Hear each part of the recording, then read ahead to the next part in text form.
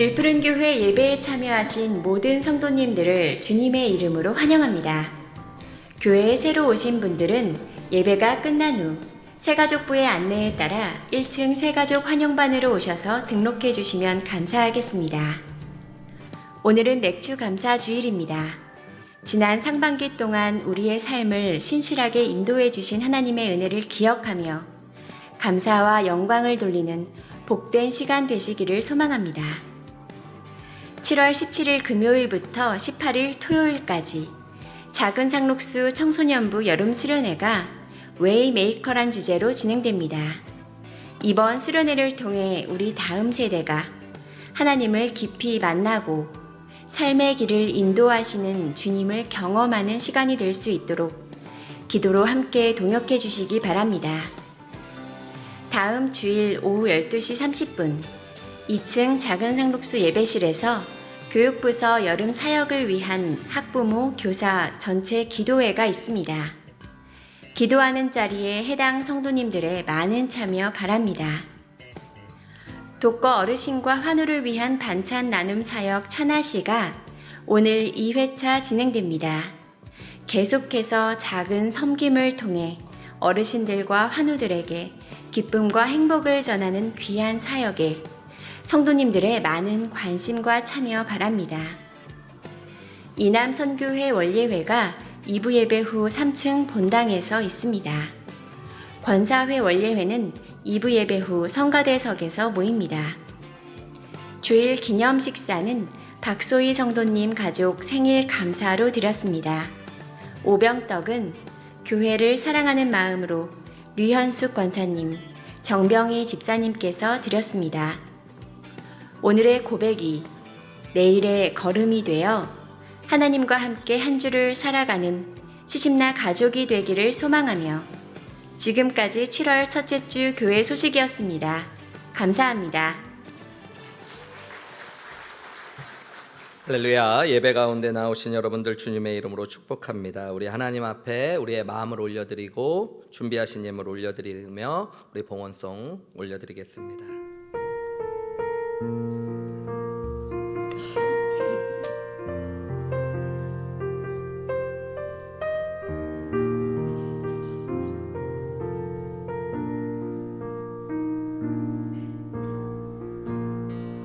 하늘의 문을 여소서, 이곳을 주목하소서. 주를 향한 노래가 꺼지지 않으니 하늘을 열고 오소서. 이곳에 임재하소서. 주님을 기다립니다. 기도의 향기가 하늘에 닿으니 주여 임재하여 주소서. 이곳에 오셔서 이곳에 앉으소서. 이곳에서 드리는 예배를 받으소서. 주님의 이름만이 오직 주의 이름만 이곳에 있습니다. 하늘의 문을 여소서. 이곳을 주목하소서. 주를 향한 노래가 꺼지지 않으니 하늘을 열고 보소서. 이곳에 임재하소서. 주님을 기다립니다. 기도의 향기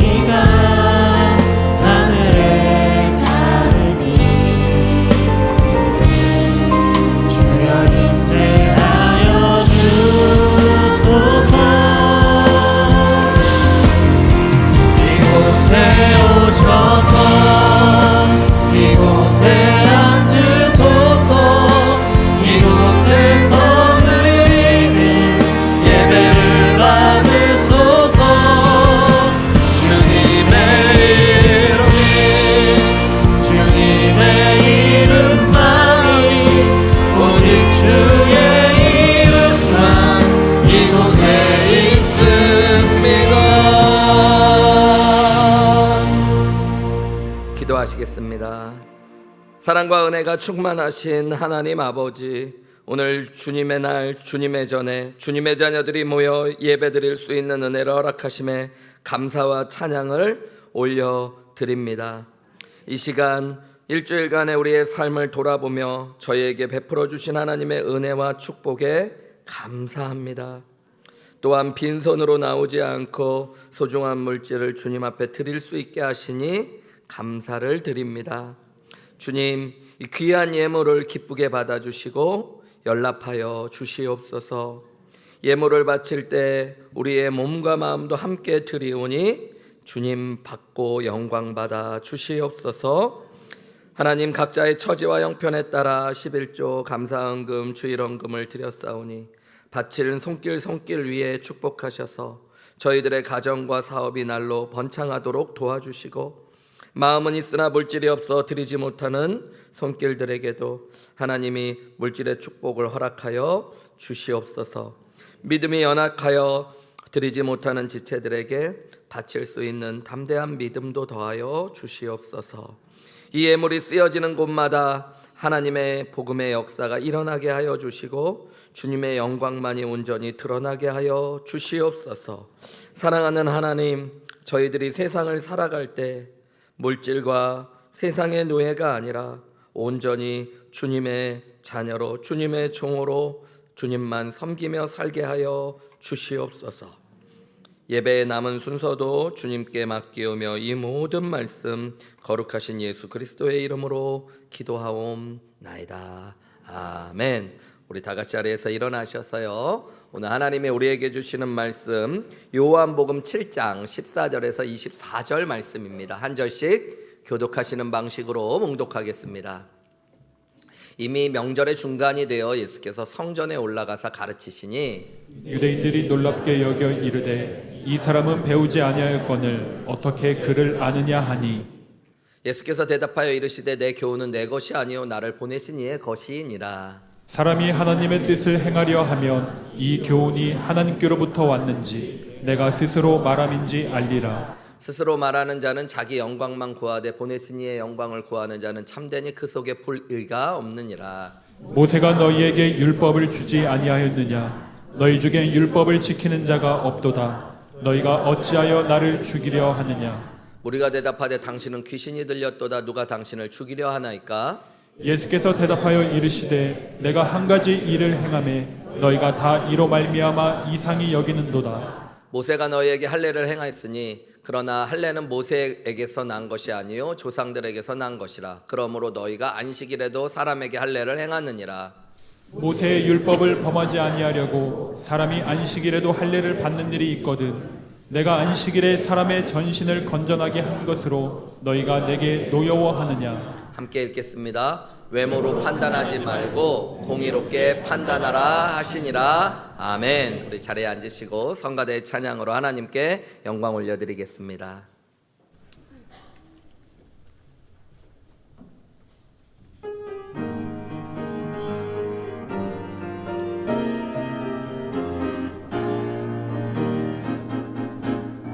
할렐루야 그의 성소에서 하나님을 찬양하며 소곡치며 춤추며 찬양 그의 위대하심을 전능하신 주 여호와를 송축하며 노래하리라. 호흡이 있는 자마다 그 이름을 찬양해. 그 이름 경배해 만군의 왕이신 여호와. 그의 선하심 영원히 찬양해. 할렐루야 주 찬양. 할렐루야 손뼉을 치며 기쁨으로 외칠지어다. 지존하신 여호와 하나님 온 땅의 왕 되심을. 나팔 소리로 주 여호와를 송축하며 노래하리라. 나의 도움 되신 주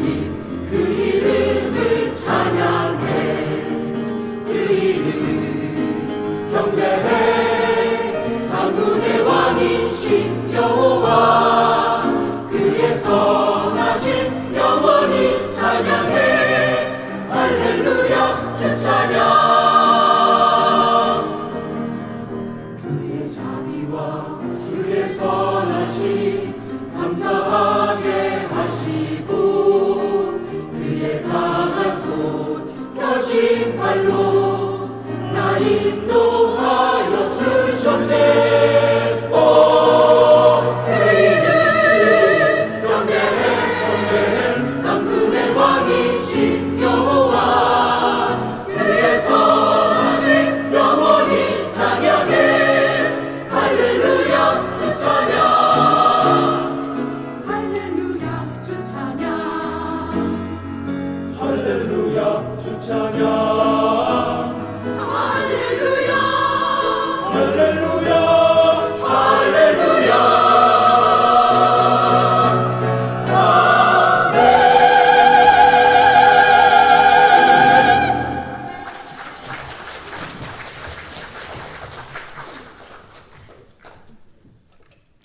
감사합니다. 성가대 연습할 시간도 없는데 점점 잘하는 것 같아요. 감사합니다. 우리 같이 기도하시겠습니다.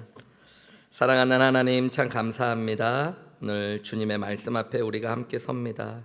살아계신 하나님의 임재를, 우리에게 말씀하시는 주님의 음성을 듣는 귀한 시간이 되게 하여 주옵소서.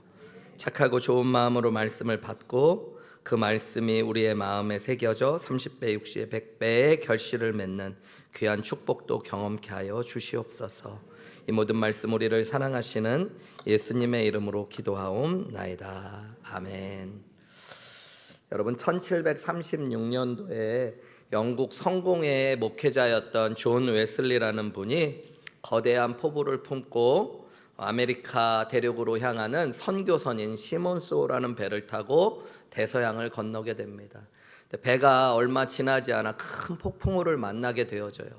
배가 흔들리고 갑판에 물이 들어오고 도시 아예 두동강이 나는 큰 위험 가운데 처하게 됩니다.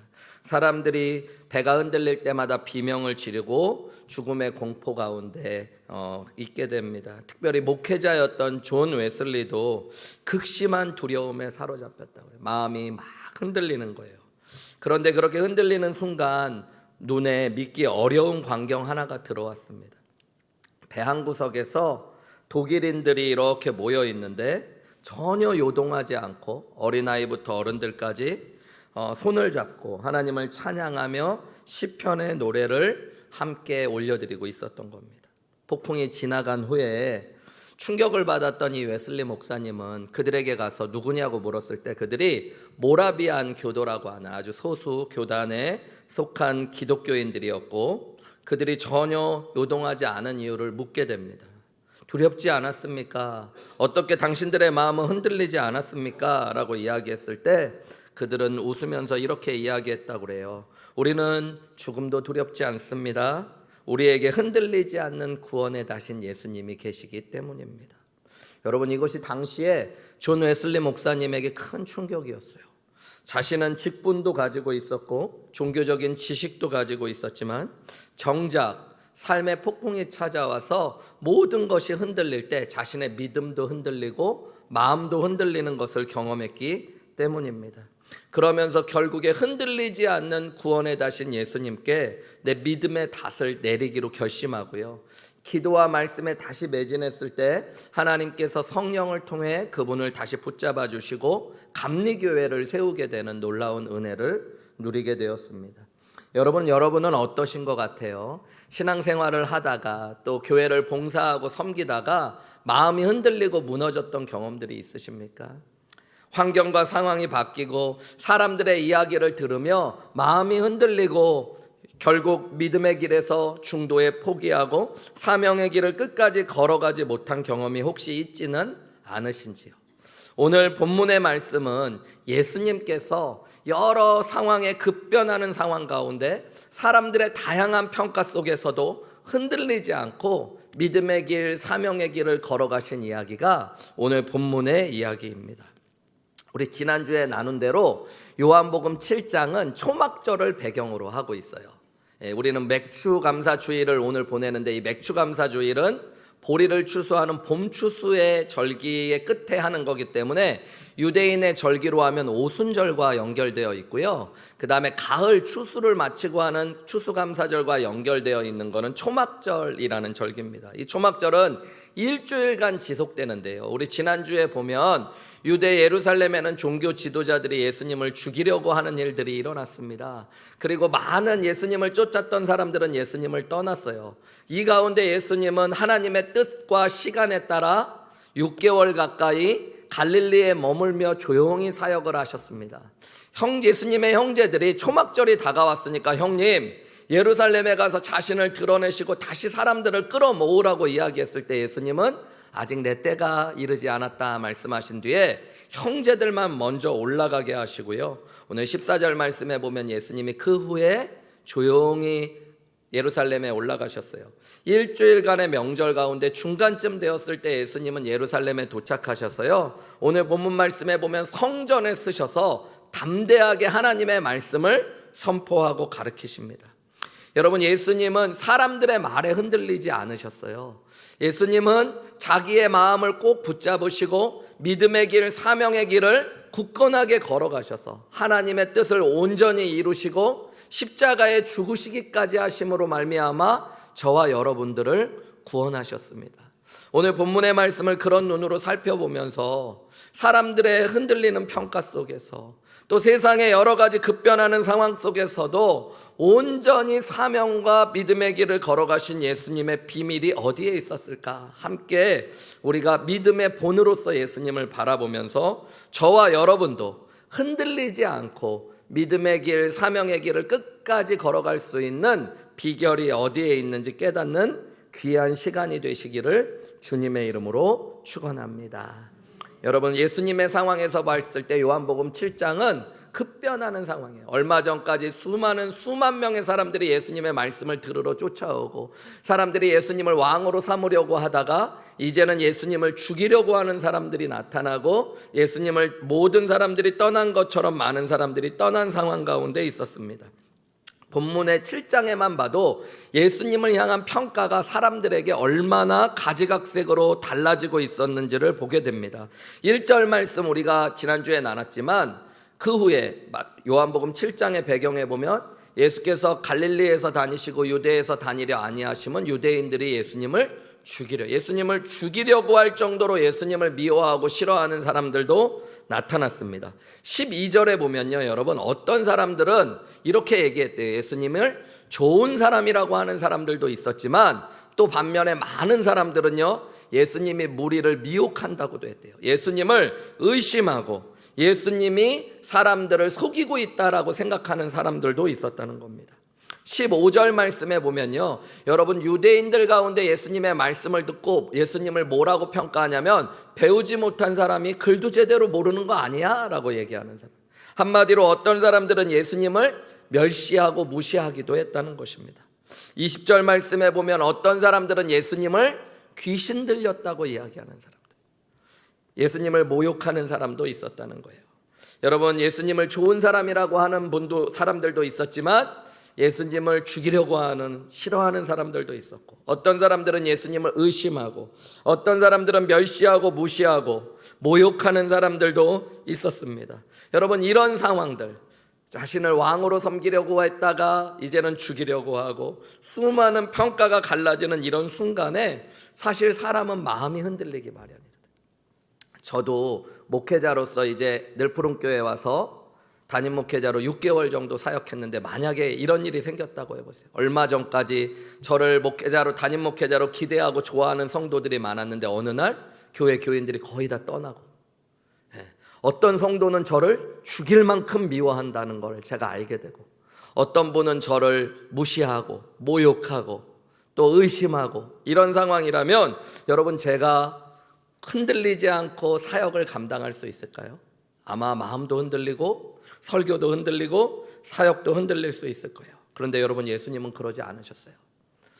하나님의 뜻을 따라, 하나님의 때를 따라 명절의 중간에 조용히 올라가셔서 또 담대하게 성전에서 말씀을 가르치시고 하나님의 사명을 끝까지 십자가의 길까지 걸어가서 완수하셨습니다. 어떻게 그러셨을 수 있을까요? 오늘 저와 여러분이 말씀을 다시 들여다보면서 찬찬히 들여다보면서 예수님이 흔들리지 않고 사명의 길, 믿음의 길을 걸어가실 수 있었던 비밀을 함께 살펴보기 원하고요. 그것을 통해서 저와 여러분도 사람들에게 흔들리지 않고 끝까지 믿음의 길, 사명의 길을 어떻게 걸어갈 수 있을지 깨닫는 귀한 시간 되시기를 주님의 이름으로 축원합니다. 네, 첫 번째로 여러분, 우리가 흔들리지 않기 위해서는 말씀이 우리 삶의 기초가 되어야 됩니다. 하나님의 뜻이 우리 삶의 기초가 되어야 돼요. 한번 저를 따라해 보실까요? 말씀이 삶의 기초가 되어야 합니다.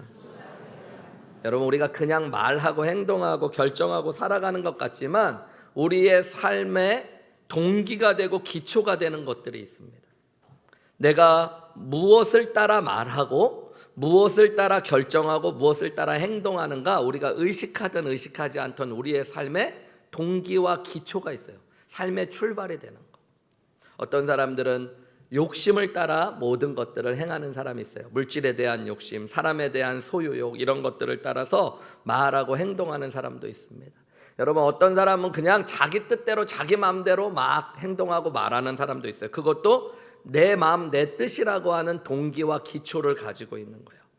오늘 본문 16절에 보면 반면에 예수님의 삶의 기초, 동기, 출발점이 무엇인가를 우리에게 알려줍니다. 우리 16절, 17절 말씀인데요. 소리내서 한번 읽어볼게요. 시작. 예수께서 대답하여 이르시되 내 교훈은 내 것이 아니요 나를 보내신 이의 것이니라. 17절도 읽을까요? 시작. 사람이 하나님의 뜻을 행하려 하면 이 교훈이 하나님께로부터 왔는지 내가 스스로 말함인지 알리라. 예수님은 성전에서 사람들에게 설교하고 말씀을 가르치셨습니다. 그러면서 뭐라 그러냐면 16절에 예수께서 대답하여 이르시되 내 교훈은 내 것이 아니요 나를 보내시니. 내가 지금 설교하고 지금 가르치는 것들은 내 것이 아니라 나를 보내신 이의 것, 나를 보내신 이로부터 온 것이다 그러시고요. 17절에는 사람이 하나님의 뜻을 행하려고 하면 이 교훈이 하나님께로부터 왔는지 내가 스스로 말함인지를 스스로 알게 될 것이다 라고 말씀합니다.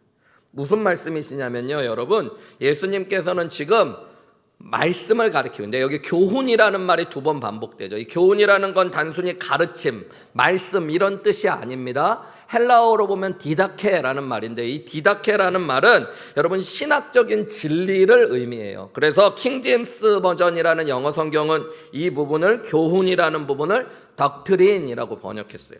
그러니까 이 말은 뭐냐면 예수님께서 신학적인 진리를 통해 예수님 자신이 하나님의 아들 메시아이며 구원자라는 것들을 지금 두려움 없이 선포하고 계시는 겁니다. 사람들이 예수님을 의심하기도 하고요, 예수님에 대해서 모욕하는 말도 하고 멸시하는 말도 하고 심지어 예수님을 죽이려 하고 있는데 예수님은 더욱 담대하게 자신이 하나님의 아들이시며 구원자라는 것들을 지금 전하고 계시는 거예요. 근데 그것을 왜 그렇게 전한다고 그래요? 16절에 보면 이것은 내가 하고 싶은 내 말이 아니요 나를 보내신 하나님의 것을 지금 말하고 하나님의 뜻을 따라 말하고 있대요.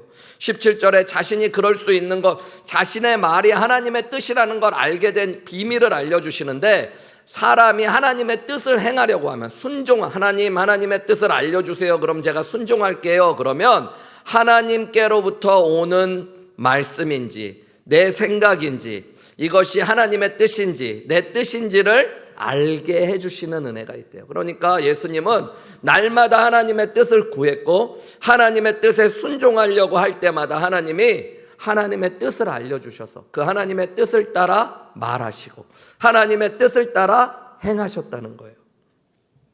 여러분, 이것이 너무너무 귀한 겁니다. 예수님이 여러 급변하는 상황, 사람들의 다양한 평가 속에서도 흔들리지 않고 믿음의 길, 사명의 길을 걸어내실 수 있었던 건 예수님이 하시는 말씀과 행동의 동기 그리고 기초가 자신의 뜻 혹은 다른 사람들의 이야기가 아니라 하나님의 뜻, 하나님의 부르심 가운데 있었기 때문에.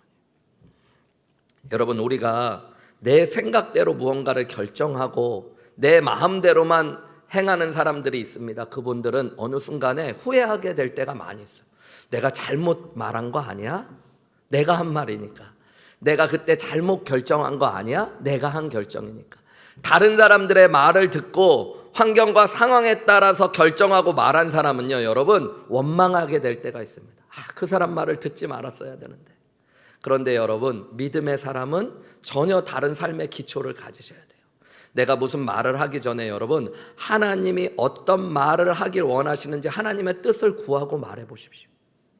여러분, 어떤 행동을 하고 어떤 결정을 하기 전에 하나님이 나를 향해 가지신 뜻이 무엇인가를 알기 위해 구하시고 그 뜻에 순종하기로 결단하며 말씀을 보시고 기도한 뒤에 여러분 어떤 결정과 행동을 해보세요. 그러면 후회하지 않습니다. 왜냐하면 내가 한 것이 아니라 하나님의 뜻이 있었기 때문에. 여러분, 흔들리지 않습니다. 하나님의 뜻을 따라가는 것이기 때문이에요. 저는 대학교 졸업반 때 3학년에서 4학년 올라가던 해에 하나님의 부르심을 느끼기 시작했어요. 말씀 가운데, 기도 가운데 하나님이 저를 목회자로 부르시는 것 같다라는 생각을 했습니다. 근데 확신은 없었어요. 그래서 많은 사람들에게 상담을 했습니다. 교회 목사님에게도, 주변의 친구들에게도, 믿음의 선배에게도 상의를 하는데요, 상의를 어떻게 해주든 간에 제 마음이 불안하고 두려운 거예요. 그 당시가 99년도에서 2000년도가 올라가던 해예요. 그래가지고 밀레니엄이 온다고 세상이 망할 거라는 사람들도 있었어요. 또 한국은 IMF가 터지고 1년 정도가 지나간 시간이어서 많은 기업이 도산하고 가정들이 무너질 때입니다. 그런 가운데 내가 목회자가 되는 게 맞는가, 상황을 보면 마음이 흔들릴 때가 많이 있었어요. 저희 작은아버지가 목사님이신데 한 번은 작은아버지에게 상담을 하러 갔어요. 도저히 마음이 흔들리는데, 어떨 때는 목회자로 순종하고 신학교에 가야 되겠다 생각이 들다가도, 어떨 때는 두렵고 떨려서 아닌 것 같다는 생각도 들고, 아니면 나중에 가야 되나 이런 생각도 든다고 작은아버지를 찾아갔을 때 작은아버지는 아주 짧고 단순하게 대답해 주셨어요. 하나님의 뜻을 정확하게 구하고 찾으라는 겁니다. 하나님의 뜻이 네가 목회자가 되는 거라면 누가 반대하든 어떤 상황이든 주저하지 말고 가라. 그런데 하나님의 뜻이 아니라면 누가 뭐라고 해도 절대 가지 마라. 하나님의 뜻을 따라가면 너도 행복하고 너의 가정도 행복하고 네가 만날 교인들도 행복할 거고, 하나님의 뜻이 아닌데 걸어가면 너도 불행하고 너의 가정도 불행하고 네가 만날 교인들도 불행할 것이다. 그렇게 말씀하고 그냥 끝내셨어요. 답은 찾지를 못했어요. 그래서 하나님의 뜻을 찾고자 제가 하나님 어떤 말씀을 하시든지 하나님의 뜻이라면 제가 어떤 상황에서도 순종하겠습니다라는 마음으로 일주일을 시간을 정하고요, 금식 기도를 들어갔어요. 강남 금식기도원에 성경책 한 권 들고 올라갔어요. 어차피 금식기도원이니까 돈 안 가져가도 되고 밥도 안 먹어도 되고 아침부터 저녁까지 말씀 보고 기도하고 말씀 보면서 하나님의 뜻 이 한 가지만을 구하자. 사람들의 이야기가 아니라, 상황과 환경이 아니라, 내 뜻과 내 생각이 아니라 하나님의 뜻을. 첫날은요 여러분, 기도하고 말씀 보는데 하루가 얼마나 안 가는지, 거기다 하나님이 말씀을 안 해주시는 거예요. 하나님의 뜻도 깨닫지를 못하겠는 거예요. 하루가 지나갔어요. 이틀이 지나갔어요. 여러분, 그러니까 배는 고프고 이거 언제까지 해야 되는지도 모르겠고 잘못 온 것 같기도 하고, 3일째가 되는데 창세기 12장 1절을 읽고 있는데 그 말씀이 여러분 정말 신비하게 글자가 점점점 커지더니 빛이 나면서 제 안에 확 들어오는 거예요. 너는 내 본토 친척 아비 집을 떠나 내가 지시할 땅으로 가라. 내가 너를 복의 근원이 되게 하리라. 그 말씀이 내 안에 들어오는 거예요.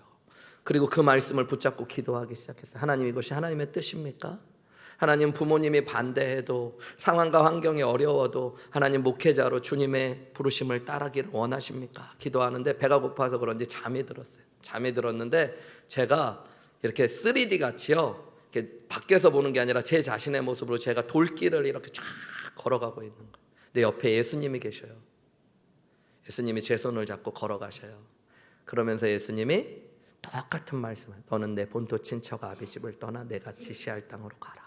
내가 너를 복의 근원이 되게 하리라. 너를 축복하는 자를 내가 축복하고 너를 저주하는 자를 내가 저주하리라. 그러면서 예수님이 손을 이렇게 내미시는데요, 예수님의 못자국 난 손이 보이는데 예수님이 세상에 잃어버린 내 영혼들을 위해 네가 함께 가지 않겠니 말씀하셔요. 그때 저는 주님께 온전히 순종하기로 결단하고 신학교에 가고 지금까지 25년 넘게 목회자의 길을 걸어갑니다. 여러분, 가만히 생각해 보면 목회의 길을 걸어가면서 전도사 시절 또 목사 시절 많은 변화도 있었고 어려운 상황들도 있었습니다. 사람들의 여러 이야기 속에서 때로는 인간적으로 생각하면 후회하고 돌아가고 멈추고 싶을 때가 있었지만 여러분, 저는 한 번도 돌아보지 않고 흔들리지 않고 지금까지 사명의 길을 걸어갈 수 있었습니다. 왜 그랬을까요? 여러분, 제 뜻대로 온 길이 아니기 때문입니다. 내 뜻대로 온 길이라면 후회하고 멈출 수 있죠.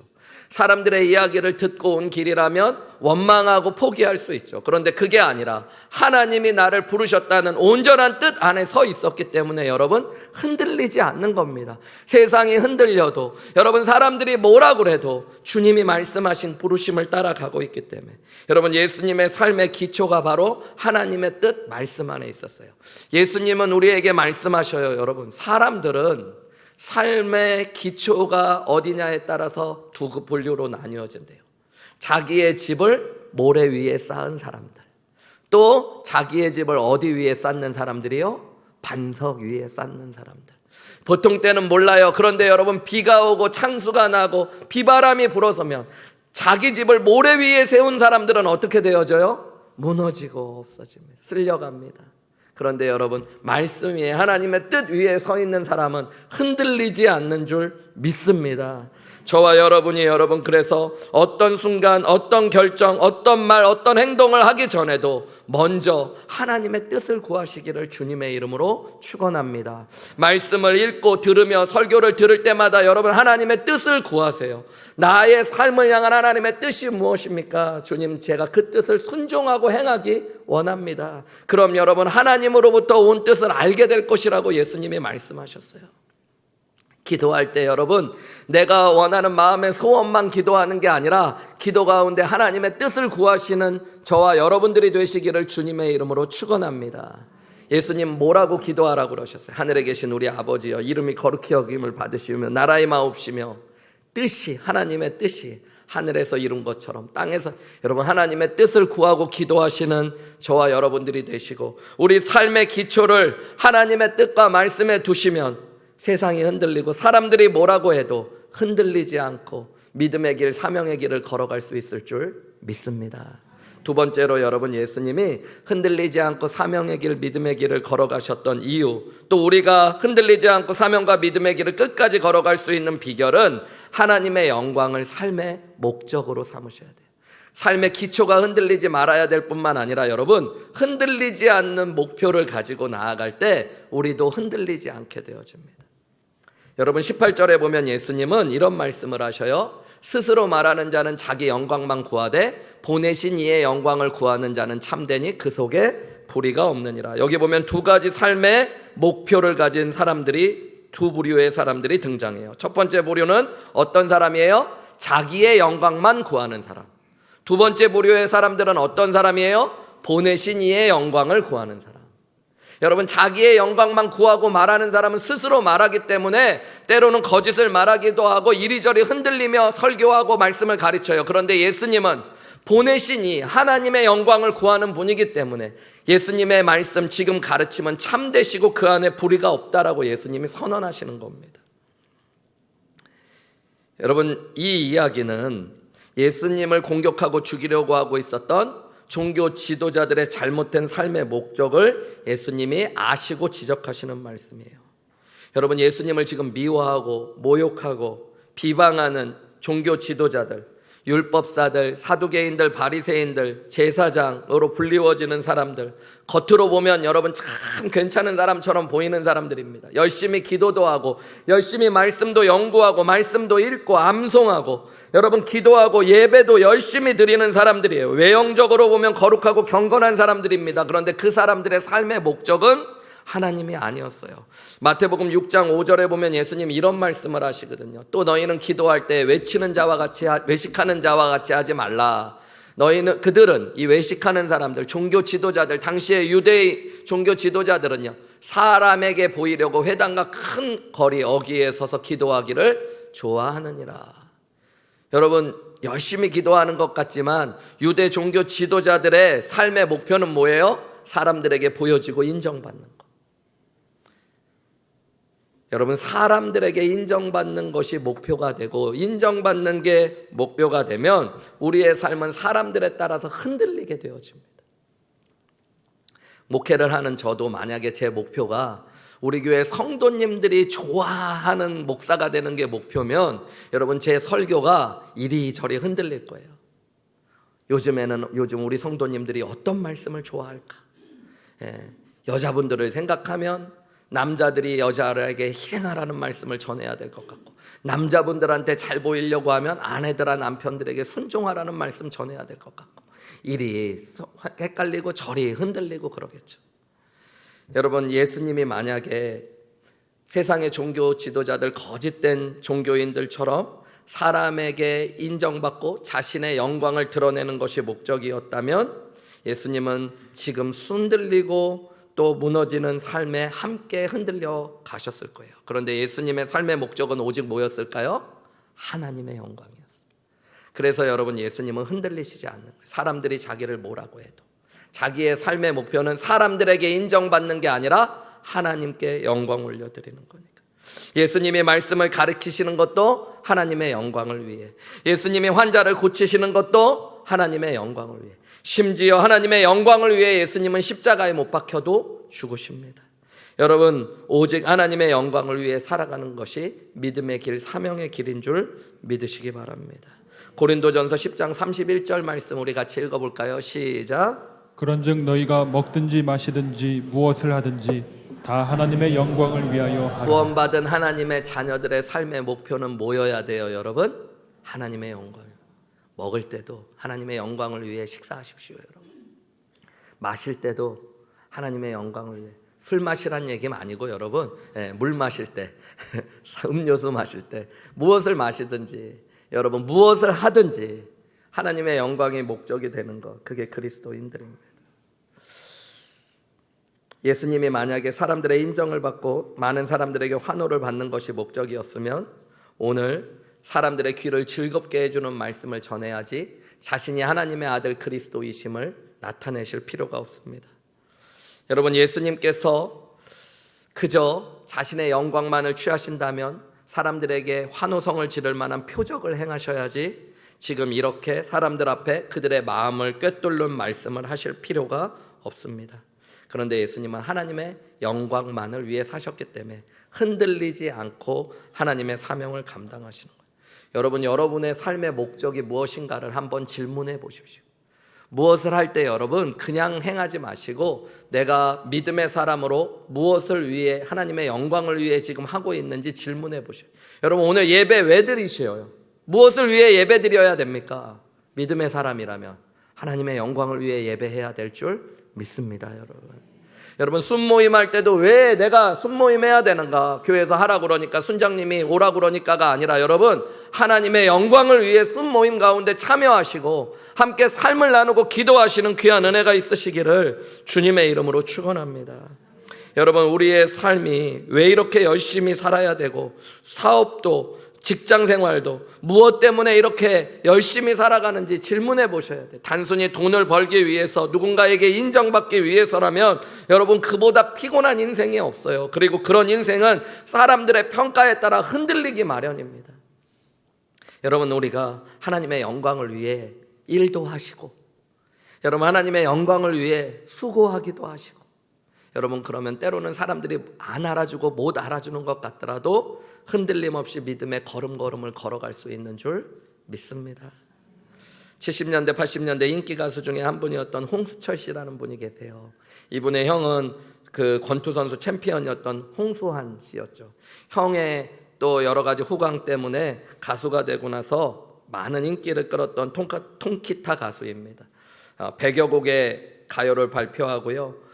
나름 열심히 연예계 생활을 했는데, 연예인이니까 여러분 무엇이 삶의 목표였겠어요? 인기가 많아지는 거, 사람들에게 인정받고 좋아하는 거. 그러다 보니까 어느 순간에 열심히 할수록, 인기를 얻을수록 공허해지는 거예요. 여러분, 사람에게 다 좋은 소리만 듣는 게 아니잖아요. 최선을 다해서 노래를 부르고 곡을 만들고 발표를 했는데 어떤 사람들은 곡이 구리다 그러고, 그러면 마음이 막 쓰러지고 죽고 싶기도 하고, 어떤 사람이 너무 목소리가 좋고 노래를 잘한다 그러면 또 살맛 나고, 왔다 갔다 하는 인생을 사는 거예요. 인생의 공허함 가운데 어떤 사람들은 마약에 빠지기도 하고 죄악에 빠지기도 하는데, 이분은 누군가의 소개로 교회를 다니기 시작했어요. 교회를 다니면서 영락교회를 다녔는데 그 당시 전도사님 중에 최재숙 전도사님이라는 분이 계셨대요. 이분이 교회 앞에서 주보를 예배 때 나눠주시는데 이분만 보면, 홍수철 씨를 보기만 하면 이렇게 이야기하면서 주보를 주는 거예요. 세상 인기보다 하나님의 인기를 얻는 사람이 되세요, 이렇게 얘기하죠. 근데 그게 여러분 매주 그 얘기를 들으니까 기분이 되게 나빴다고 그래요. 자기 인기 가수인 자기를 무시하는 것 같기도 하고, 자존심이 상하기도 하고, 사람들에게 인기를 받고 싶어서 자기는 지금 교회 열심히 다니는데 사람들에게 인기 있는 것보다 하나님의 인기를 얻는 사람이 되세요, 그 얘기가 자기를 비꼬는 것 같아요. 마음이 한번 삐뚤어지니까 여러분 교회 오니까 교회 와서 말씀도 들어오지 않고 예배 드리는 게 뭐 너무너무 지루하기도 하고, 또 술 담배도 안 끊고 다니니까 어떨 땐 죄책감도 느끼고, 교회 다니는 게 너무 힘들더래요, 안 맞고. 그래서 어느 날 이분이 그래도 1988년도 12월 24일 날 하나님 앞에 나와서 오늘 결단해야겠기로 결심했대요. 내가 교회를 끊든지 계속 다니든지 오늘 결정해야겠다. 교회를 다닐 거면 제대로 다니고 아니면 그냥 아예 끊어버리자, 이런 마음으로 하나님 앞에 기도를 시작했다고 합니다. 하나님, 교회를 계속 나가든지 끊든지 오늘 분명히 하려고 나왔습니다 하고 기도하는데 내 모습을 돌아보게 되더래요. 한 번도 제대로 신앙생활하지 못했던. 근데 하나님, 저 마음이 너무 힘들어서 교회 못 다니겠어요. 변화될 자신은 없고, 하나님 정말로 저 인기도 얻고 싶고 술 담배도 못 끊겠고 저 정말로 그냥 믿음 생활 제대로는 못 하겠는데 또 이대로 교회는 못 다니겠어요. 다니려면 제대로 다녀야지. 그러고 기도하는데 전도사님이 했던 말이 생각나는 거예요. 세상의 인기보다 하나님의 인기를 얻는 사람이 되세요. 그때 갑자기 깨달음이 왔어요. 하나님의 음성처럼 말씀이 들려졌대요. 그래서 회개하면서 마지막 이런 기도를 드렸대요. 하나님, 하나님의 영광을 위해 살겠습니다. 하나님의 영광을 위해 살겠습니다. 그리고요, 그때부터 눈이 바뀌어지기 시작하는데 교회 생활이 새로워지기 시작하고 은혜가 무엇인지 알게 되고 설교가 재밌어지기 시작하고 방송 스케줄을 변경해 가면서 예배의 자리를 지키고 아내와 철야 기도까지 하게 되어지고 성경 통독을 하고 성령을 체험하며 막 기쁨이 넘치는데 이분이 이렇게 이야기해요. 저는 그때 비로소 알았습니다. 참 기쁨이 무엇인지 말이죠. 그동안 사실 연예인 생활을 하면서 항상 공허하고 흔들렸습니다. 화려해 보이는 연예인 생활 속에서 사람들의 평가에 따라 이리저리 흔들리던 점. 그러나 이제 진짜 평안을 발견했습니다. 이제부터 나 중심이 아니라 하나님 중심으로 살며 하나님 영광 위에 흔들리지 않고 살아가게. 여러분, 이분이 결국 몇 년 뒤에 목회자가 되고 교회를 개척하고 지금 아름답게 목회하고 계십니다. 여러분, 내 인생의 목표를 흔들리지 않는 하나님의 영광에 두실 수 있는 믿음의 사람들 되시기를 주님의 이름으로 축원합니다. 그럼 여러분, 흔들리지 않고 믿음의 길, 사명의 길을 걸어가게 됩니다. 마지막으로 여러분, 예수님이 흔들리지 않고 믿음의 길, 사명의 길을 끝까지 걸어가실 수 있었던 비밀, 또한 저와 여러분이 흔들리지 않고 믿음의 길, 사명의 길을 끝까지 걸어갈 수 있는 비결은 바른 가치를 추구하셔야 돼요. 우리 한번 저를 따라해 보실까요? 바른 가치를 추구해야 합니다. 여러분, 우리 사람들은 무언가를 말하고 행동하고 결정할 때 우리가 원하는 가치를 붙잡고 그것을 따라가게 되어져 있어요. 내가 가치라는 건 뭐냐면 내가 무언가를 소중히 여기느냐. 오늘 21절부터 23절에 보면 예수님은 자신의 가치가 세상 사람들의 가치와 얼마나 다른지를 알려주세요. 우리 21절 말씀 한번 소리내서 읽어볼까요? 시작. 예수께서 대답하여 이르시되 내가 한 가지 일을 행하매 너희가 다 이로 말미암아 이상히 여기는도다. 예수님께서 말씀하셔요. 내가 한 가지 일을 행했더니 너희가 이것을 이상하게 여기고 있다. 그것 때문에 나를 미워하고 나를 부정적으로 평가하고 심지어 나를 죽이려고까지 한다는 말이에요. 근데 이 한 가지 일이 뭘까요? 여러분, 요한복음 7장을 쭉 읽어보면 요한복음 5장에 있었던 베데스다 연못에 38년 된 병자를 고친 일입니다. 근데 왜 이 일이 문제가 됐을까요? 그 날이 안식일이었기 때문에. 그래서 유대 종교 지도자들이 너희가 나를 지금 이상하게 여기고 있다는 거예요. 예수님을 기뻐하지 않고 죽일 만큼 지금 미워하게 여기고 있다는 것입니다. 38년 된 환자가 여러분 치유를 받았어요. 얼마나 긴 세월이었겠어요. 38년 된 병자, 우리 요한복음 5장에 보면 주변에 아무 사람도 없고 소망도 없었던 사람, 그저 베데스다 연못에 누워있기만 할 수밖에 없었던 사람, 자신이 낫기를 원하지도 않았던 그 사람이 여러분 예수님을 만나서 치유되고 회복되었습니다. 이거 기뻐하고 좋아해야 될 일이죠. 그런데 유대인들은 분노하고 심지어 예수님을 죽이려고 하고 있어요. 무엇 때문일까요? 이 날이 안식일이기 때문에 자신들의 종교적인 제도와 율법의 조항을 어겼다는 거예요. 유대인들은 율법의 조항, 그들의 종교적인 제도가 사람보다, 생명보다 귀한 것이었던 거예요.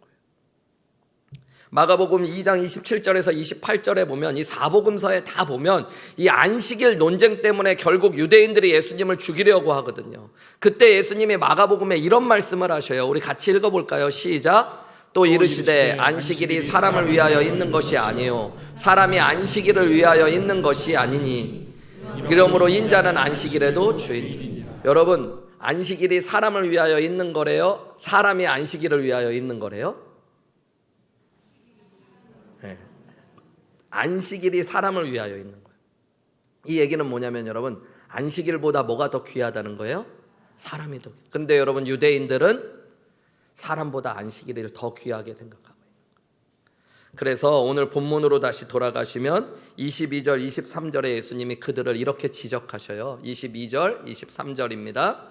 모세가 너희에게 할례를 행했으니 그러나 할례는 모세에게 난 것이 아니요 조상들의. 여러분, 사실 할례는 아브라함 때부터 시작됐죠. 그래서 이 할례는 모세에게 난 것은 아니지만 모세를 통해 할례 규례가 주어졌습니다. 뭐냐면 유대인들 남자들은 태어나면 8일 만에 무조건 할례를 받아야 돼요. 그러므로 너희가 안식일에도 사람에게 할례를 행한다. 여러분, 이게 무슨 얘기냐면 8일째 되면, 사람이 태어나면, 남자가 태어나면 유대인들은 8일째 되는 날 할례를 행했는데, 어떤 아이가 목요일에서 금요일 될 때 태어났으면 8일째 되는 날이 그 다음 주 뭐냐면 안식일입니다. 근데 안식일에는 일하면 안 되거든요. 그러니까 할례를 행하면 안 되는데 낳은 지 8일 만에 할례를 받아야 되니까 어떤 아이들은 8일째 되는 날이 안식일이면 할례를 만약에 하루 앞당겨서나 뒤에 받게 되면은 할례법을 어기는 게 되고, 그죠? 근데 그날 할례를 행하게 되면 안식일법을 어기는 게 되거든요. 근데 유대인들은 이런 일들이 많아지니까 자기들끼리 그냥 해석을 해서 어떻게 했냐면 안식일에도 할례는 받아도 돼라고 결정한 거예요. 왜냐하면 하나님의 말씀을 자기들이 어떨 때는 사람만큼 귀하게 여기지 않으면 그냥 그 말씀을 지키기 위해서는 무진히 애를 쓰면서, 여러분 지금 예수님께서 안식일날 할례 받는 것보다 훨씬 더 귀하게 병자를 치유려 하신 일에 대해서는 그들이 분노하는 자기 중심적인 사고, 그리고 사람을 귀하게 여기지 않는 그들의 마음을 예수님께서 지금 지적하고 계시는 겁니다. 반면에 여러분, 예수님은 왜 안식일날 38년 된 병자를 고치셨을까요? 사람들이 자기를 싫어하고 그것 때문에 미워하고 죽이려고 하는 것을 모르셨을까요? 아니요. 예수님은 전지하신 하나님이시기 때문에 모든 것을 아셨습니다. 그럼에도 불구하고 예수님이 이 일을 행하신 것은 안식일이 사람을 위하여 있는 것이지 사람이 안식일을 위하여 있는 것이 아니라는, 예수님이 이 땅에서 가장 귀하게 보시는 가치가 사람이고 영혼이라는 것들을 예수님은 말씀하고 계시는 거예요. 여러분, 세상의 가치가 요즘에 막 흔들립니다. 제가 보면 세상이 급변하듯이 가치도 급변하는 것 같아요. 특별히 주식하시는 분들 여기 계시면 주식이라는 게 여러분 가치잖아요.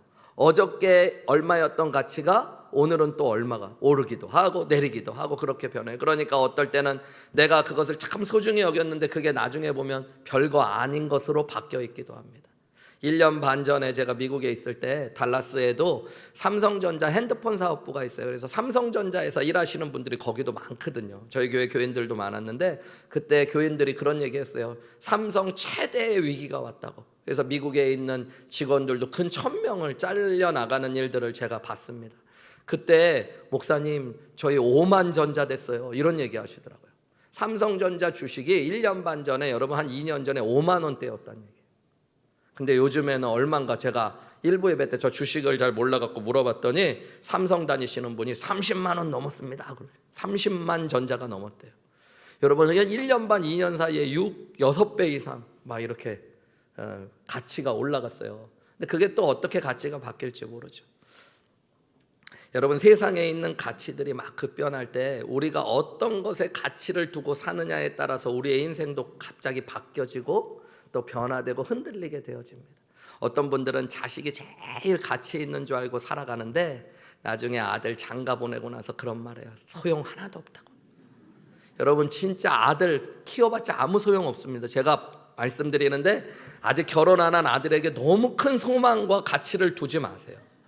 그게 얼마나 가치 없는지 알고 싶으면 저희 어머니 전화번호를 알려드릴게요. 우리 어머니가 그러실 거예요. 아무 소용없다. 그러니까 분명히 말씀해 줘요. 그냥 결혼하면 부인만 알지 뭐. 교인들은 제가 우리 교회 권사님들한테 하는 거 10분의 1만 우리 어머니한테 하면 우리 어머니가 행복해 할 텐데. 아들 키워봐야 아무 소용없어요.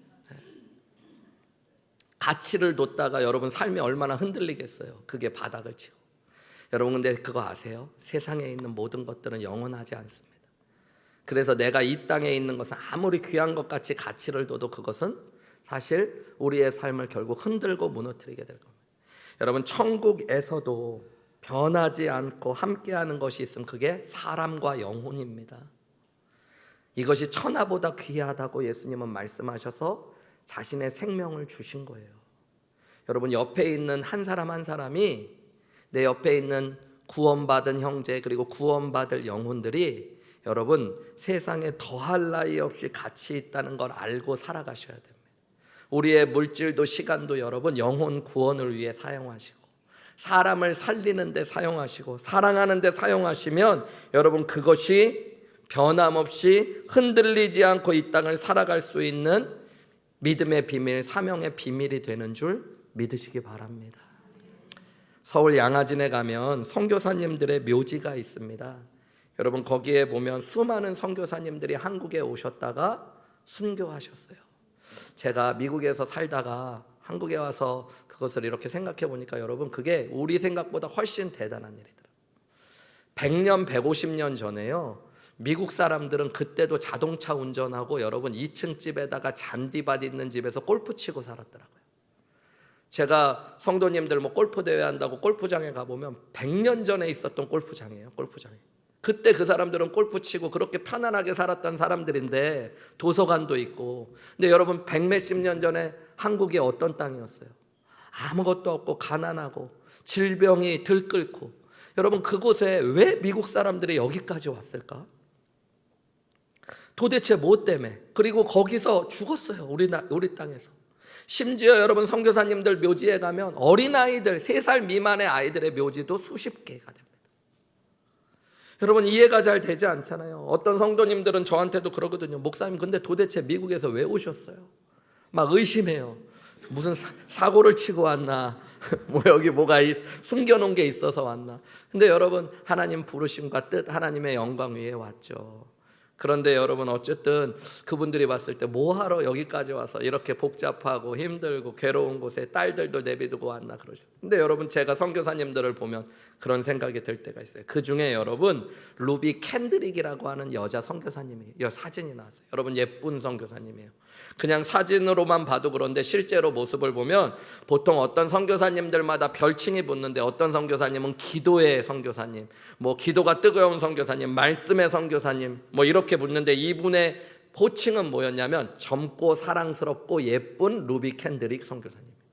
이분은 24살의 나이에 한국에 왔어요. 여러분 처녀로 텍사스의 아주 부잣집의 딸로 태어나가지고요 22살에 그 당시엔 대학 나온 여자들도 별로 없을 때 캔사스 여자 성경학교 신학교를 졸업하고요 선교사로 헌신합니다. 근데 하나님께서 가본 적도 없고 본 적도 없는 조선 땅으로 가라는 마음을 주시는 거예요. 하나님의 뜻에 따라 하나님의 영광을 위해 살기로 했으니까 순종하기로 합니다. 그리고 2년간 선교 훈련을 받고요 미국 남감리교회 선교사로 조선 땅을 24살의 나이에 밟았어요. 송도, 지금의 예전의 개성 송도에서 성경을 가르치고 아침 기도회를 매일 인도하고 영어를 가르치고 아픈 아이들을 간호하는 사역에 헌신했습니다. 이분이 한국에 온 지 8개월 만에 부모님께 보낸 편지가 지금 전해지고 있어요. 그 편지 글을 한번 제가 영상으로 보여드릴게요. 여러분 들어보세요.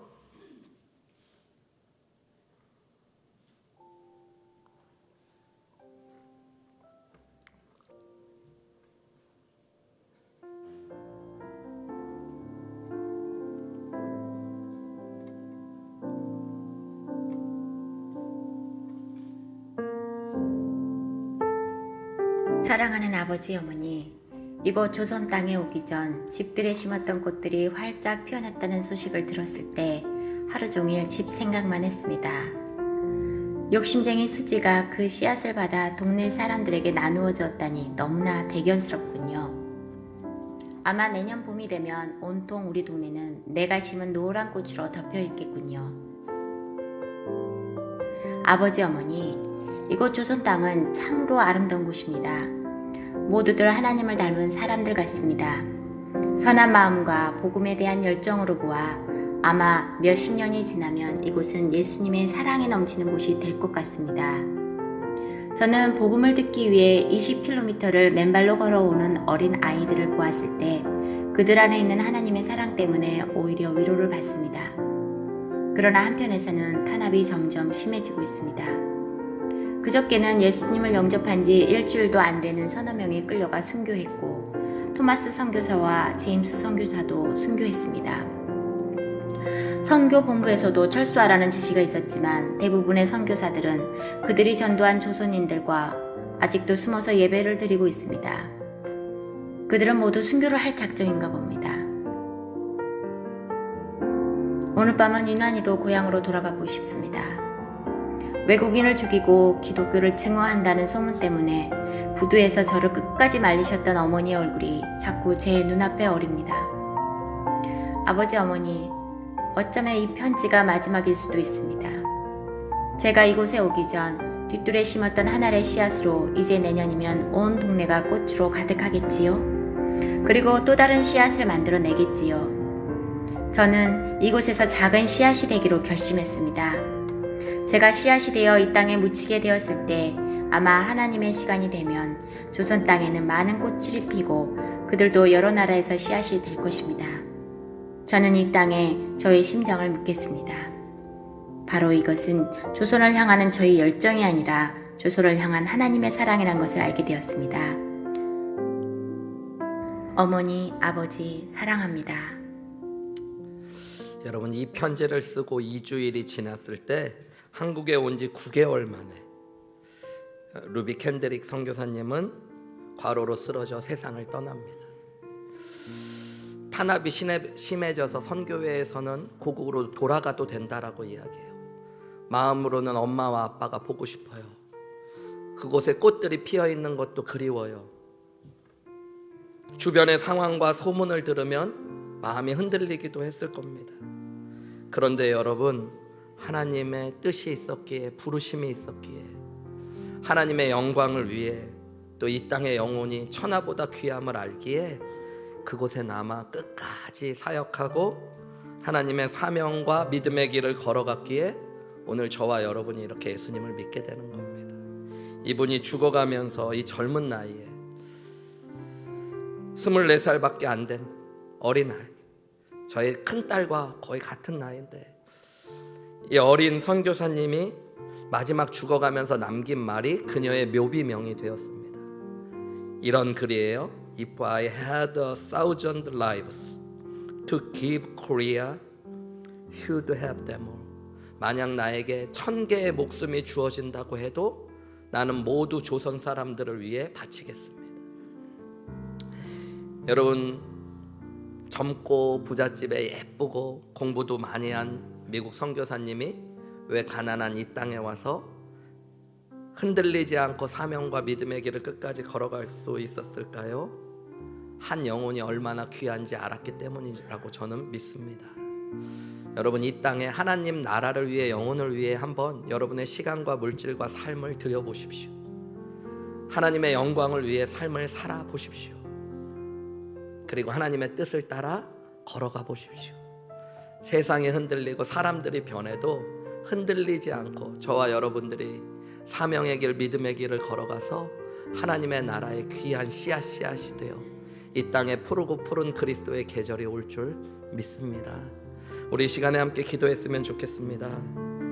저는 우리 사랑하는 늘푸른교회 모든 믿음의 식구들이 하나님의 뜻에 우리 삶에 흔들리지 않는 기초를 두고 하나님의 영광이라는 흔들리지 않는 목표를 바라보며 한 영혼을 구원하고 한 영혼이 천하보다 귀하다는 흔들리지 않는 가치를 붙잡고 믿음의 길을 걸어가기를 원합니다. 하나님, 내 삶 안에 믿음의 닻을 내리고 흔들리지 않는 삶의 기초, 목표, 가치를 붙잡게 하여 주시옵소서. 우리 이렇게 한 목소리로 기도하며 고백하며 나아가시겠습니다. 기도하시겠습니다.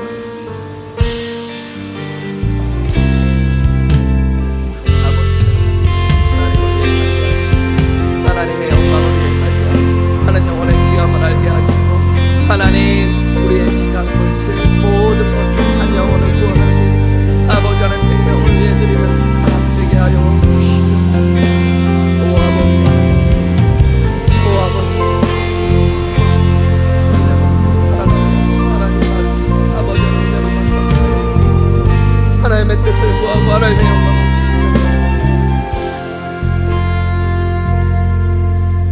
사랑하는 하나님, 세상이 흔들리고 사람들이 변하여도 흔들리지 않고 주님을 섬기며 주님의 뜻에 삶의 기초를 두고 하나님의 영광을 삶의 목표로 삼으며 변하지 않는 영혼과 생명의 가치를 붙잡고 믿음의 길, 사명의 길을 걸어가는 우리 모든 늘푸른교회 믿음의 식구들 되게 하여 주시옵소서. 이 모든 말씀 우리를 사랑하시는 예수님의 이름으로 기도하옵나이다. 아멘. 우리 다 같이 자리에서 일어나셔서요, 오늘 주신 말씀 생각하면서 우리 결단하는 마음으로 함께 찬양하며 나아가시겠습니다.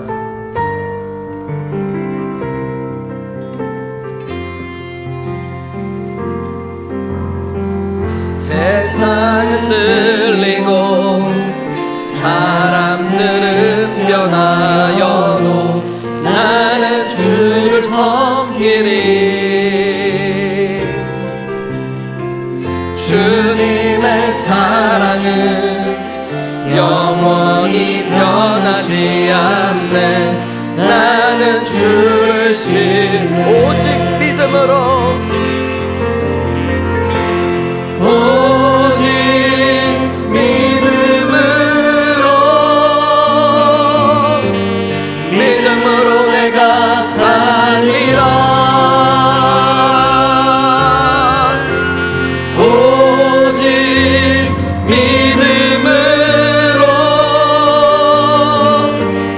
믿음으로 내가 살리라.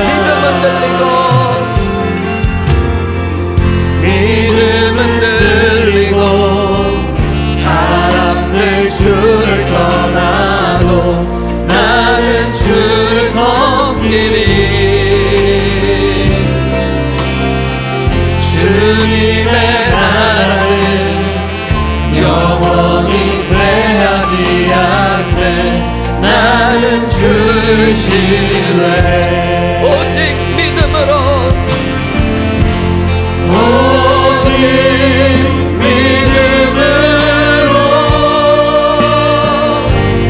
믿음으로 내가 살리라. 오직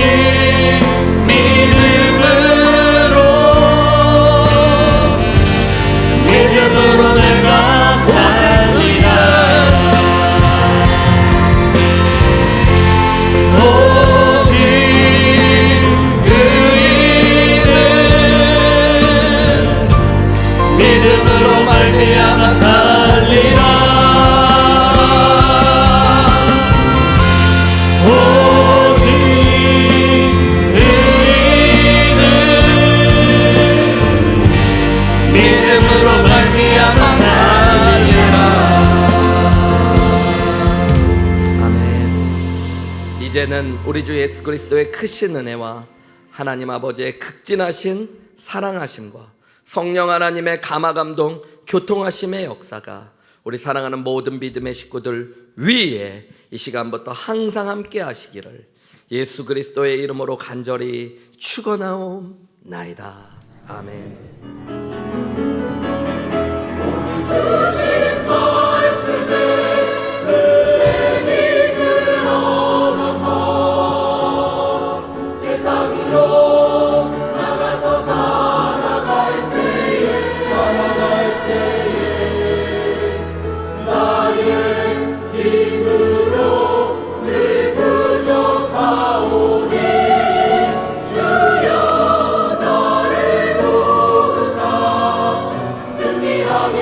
주옵소서.